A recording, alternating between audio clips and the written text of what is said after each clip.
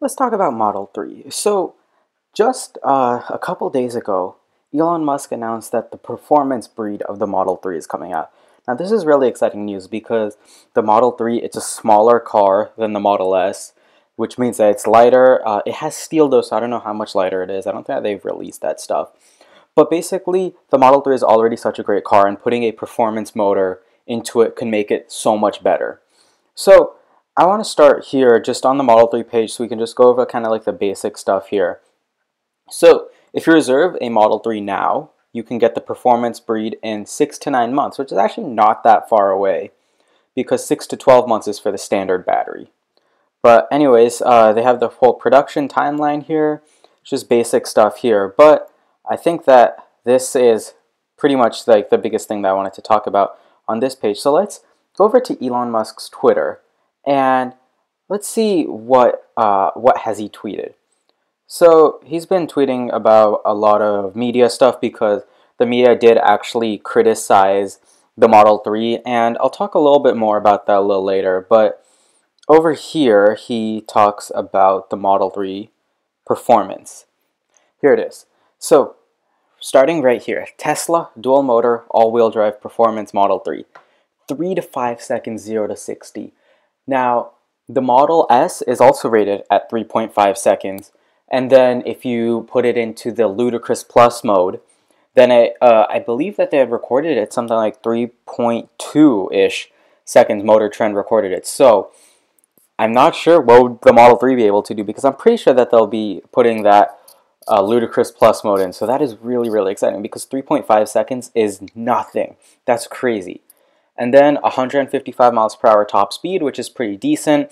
It's not that great, but then again, top speed isn't all that big of a deal. And 310 mile range, which is pretty solid. And that's actually the same range as the upgraded battery. So nothing really different there. But then over here, they talk about all of the options. So everything loaded except for autopilot is 78,000. So that's actually not too expensive because you can get a base Model S for about 70,000, and this is a performance breed Model 3, just without autopilot. So you add another 5,000 for enhanced autopilot, and then you can do the 3,000 for the full self-driving whenever that comes out. But you add the 5,000, 83,000. That's not that expensive for a car that's so insanely quick, insane performance. It's also got great handling because it's got the coiled suspension. It's pretty solid. So yeah, so it's actually cheaper. Well, it's not cheaper, but it's the same price as the BMW M3, but it's a better car in many ways. It's also dual motor, so the dual motor, if one motor breaks, you can still drive the rest of the car. You can still drive the car with only one motor. And that actually brings me to talking about the Semi. So in the Semi, they have 6 motors. And if you break any motor, you can still drive it with only one motor. So that's basically a big thing for reliability in the Tesla Semi. So I'm hoping that, it's kind of the same principle here with the Model 3, and I'm guessing the same with Model S and Model X. Over here, he also talks about the dual motor version for the Model 3. So that goes 0 to 60 in 4.5 seconds and top speed of 140 miles per hour, sorry. And the dual motor is only 5,000 more. So I believe that they might only offer the dual motor with the upgraded battery. So the upgraded battery has a 0 to 60 of 5.1 seconds. So it drops your 0 to 60 by 0.6 seconds, which is pretty significant. For $5,000, that isn't that big of a price to pay because all-wheel drive doesn't only give you 0 to 60, it gives you also better handling. So for example, if you're living somewhere where it rains a lot or if it snows, all-wheel drive is really good to have there.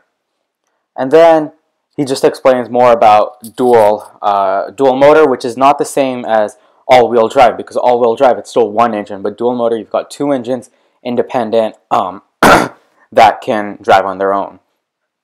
And then, so let's talk about the issues with the Model 3's brakes. So, Consumer Reports, they've kind of had an on and off relationship with Tesla. So, at the start, when Tesla first released the Model S, Consumer Reports actually kind of broke their scale, saying so many good things about the Model S, they absolutely loved it. Then the Model X came out, and I believe that they didn't rate it so well because of reliability, Then they changed that because Tesla made their Model X a whole lot better. Model 3, I don't know if they had rated it before, but anyways, they came out with a rating just now saying that the Model 3, they don't recommend it because its braking distance is really bad. They say that the braking distance is in fact something like 6-7 feet more than a Ford F-150, which is a full-size pickup. And that's pretty embarrassing. So Elon Musk, he said that that is having to do because they were testing one of the pre-production Model 3s. If you test one of the new ones, it's going to be much better. So I believe that they responded, they tested it, and they said it's still the same. Then Elon Musk, he said, like, we will improve it in a software update. And Consumer Reports said that we would love to test it if you improve it in a software update, because that would be something that's never been done before for a car, because, well, I mean, you don't really generally update your brakes via software update. But anyways, if Elon Musk, if Tesla, if they do something about the Model 3 and its brakes, its handling, then that's going to be pretty interesting, because then Consumer Reports, they'll be able to test the car again, and maybe they might actually give it a good rating and hopefully something that reflects the car, because from what I've seen, the Model 3 is an amazing car, and I'm hoping that Consumer Reports will back that up with the updates that Tesla does to the car. But anyways, that was pretty much it that I wanted to talk about. So the Model 3, there's the performance breed that's coming out pretty soon, and I'm really waiting for that because that's going to be an amazing car for when it comes out. And I can't wait to, maybe test drive one, maybe get a ride in one. But anyways, that's going to be soon. Well, thanks for watching, guys, and if you did like the video, hit the subscribe button. There's a lot of great content coming up.